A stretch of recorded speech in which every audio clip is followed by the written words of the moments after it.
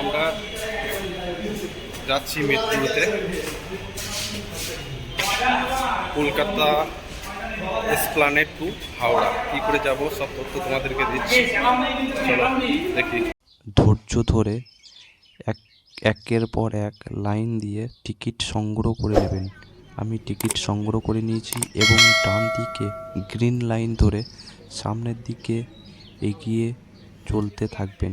সকলে যাচ্ছে, নিজে চিনতে না পারলে অপরকে জিজ্ঞেস করবেন বা কাউকে জিজ্ঞেস না করে গ্রিন লাইন ধরে আপনারা চলতে শুরু করবেন। সকলে যাচ্ছে, ওনাদের পিছন পিছন আপনি যেতে পারবেন, কোনো অসুবিধা নেই। ট্রেনের ভিতরে স্টেশনের ভিতরে অনেক লোকজন আছে, আপনারা ওদেরকেও শোধাতে পারবেন। এবং দ্বিতীয় নম্বর, মোট 3টে চলন্ত সিঁড়ি বেয়ে নিচে নামতে হয়। ভূপৃষ্ঠ থেকে মিনিমাম 500 ফুট গভীরে আপনাকে নামতে হবে এবং সকলের সঙ্গে ধীরে ধীরে নামতে হবে আপনাকে এবং ট্রেনের কাছে আপনাকে পৌঁছে যেতে হবে। আমরা এবং আমার বন্ধুরা সবাই সকলে মিলে পৌঁছে গেছি এবং কিছুক্ষণ অপেক্ষা করার পর ট্রেনটি আমাদের সামনে চলে এসেছে এবং আমরা এবার ট্রেনটি চাপবো।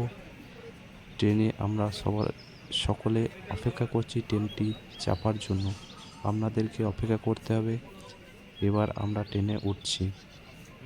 আমরা অলরেডি ট্রেনে উঠে গেছি।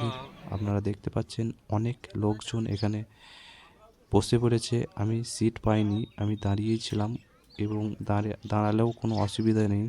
খুব অল্প সময়ে আপনারা কলকাতার মধ্যে বিভিন্ন স্থানে পৌঁছে যাবেন এই ট্রেনের মধ্যে। এবং এই ট্রেনটা হচ্ছে পুরো গঙ্গার তলা দিয়ে যাবে এবং গঙ্গার মিনিমাম 500 ফুট নিচ দিয়ে যাবে। আপনারা দেখতে পাবেন যে গঙ্গার নিচ দিয়ে কতক্ষণ লাগে সময়। একটা ব্লু লাইট জ্বলবে, যতক্ষণ ব্লু লাইটটা জ্বলবে ততক্ষণ আপনি গঙ্গার নিচে আছেন, এটা আপনাকে বুঝতে হবে। খুব দ্রুত গতিতে যায় গঙ্গার নিচ দিয়ে ট্রেন, আপনি বুঝতেও পারবেন না। প্রচুর লোকজন আছে ট্রেনের ভিতরে। কোনো অক্সিজেনের প্রবলেম বা কোনো রকম গরম এইসব কোনো আপনি কিছু বুঝতে পারবেন না, কারণ অক্সিজেনের কোনো অসুবিধা নেই এবং পুরো ট্রেনটি এসি, কোনো আপনাদের প্রবলেম হবে না। দেখতে থাকুন এবং ব্লু কালারটির উপর আপনাদের নজর যতক্ষণ থাকবে ততক্ষণ বুঝতে পারবেন যে আপনি ট্রেনের মধ্যেই আছেন। এবং যখনই আপনি গঙ্গার নিচে থাকবেন তখনই কিন্তু ট্রেনটির গতি স্পিড বেড়ে যাবে এবং আওয়াজ একটা শুনশুন, যেমন জলের আওয়াজ যেমন হয় ওই রকম আওয়াজ হতে লাগবে। আপনারা দেখুন এবং বুঝতে পারবেন। এই দেখুন, আমরা চলে এসেছি। যে ব্লু যে লাইনটা দেখছেন, এইটা আমরা এখন বর্তমানে গঙ্গার নিচেই আছি। ব্লু লাইনটি পেরিয়ে গেলে আমরা হাওড়া স্টেশনে পৌঁছে যাব খুব অল্প সময়ের মধ্যে, মাত্র 10 টাকায়। আপনারা যে থাম্বনেল দেখে বুঝতেই পেরেছেন যে কত অল্প সময়ে আমরা অলরেডি গঙ্গা পার হয়ে গেছি এবং আমরা স্টেশনে পৌঁছে যাব। স্টেশনে আমরা পৌঁছে গেছি অলরেডি। এবার আমরা নামবো। আপনারা দেখুন, আমরা নেমে গেছি আমরা ট্রেন থেকে। এবার আমরা যেমন ভূপৃষ্ঠ থেকে 500 মিটার গভীরে নেমেছিলাম এবং আমরা এবার ভূগর্ভ থেকে ভূপৃষ্ঠে 500 ফুট উপরে আবার উঠবো। তার জন্য আমাদেরকে 3টে চলন্ত সিঁড়ি বেয়ে আবারও উঠতে হবে এবং আমরা যে টিকিটটি সংগ্রহ করেছিলাম সেই টিকিটটি আমরা জমা দেব, তবে আমরা স্টেশন থেকে বের হয়ে যেতে পারবো। দেখুন, আমি আপনাদেরকে দেখাবো যে সব লাইন দিয়ে ধৈর্য ধরে একের পর এক আপনারা যাবেন। কোনো রকম হুড়োহুড়ি তাড়াতাড়ি করবেন না, তাহলে অসুবিধা। কারণ অনেক লোকের সমাগম এই মেট্রো রেলে।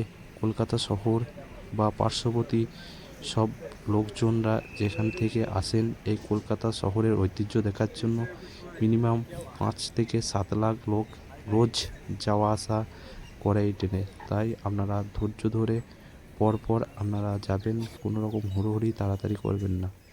এবার আমরা যাচ্ছি দ্বিতীয় নম্বর চলন্ত সিঁড়ি বেয়ে আমরা উপরে উঠে যাচ্ছি। সব পরপর লাইন দিয়ে যাচ্ছে, আপনারাও ধৈর্য ধরে যাবেন, কোনো রকম তাড়াতাড়ি করবেন না, তাহলেই আপনাদেরই প্রবলেম হবে। কোনো অসুবিধা নেই, কোনো গরম গরম নেই এখানে, খুবই ঠান্ডা ওয়েদার, কারণ সব এসিতে পরিপূর্ণ। আপনারা কিছু বুঝতে পারবেন না, পুরো আলোময় দৃশ্য।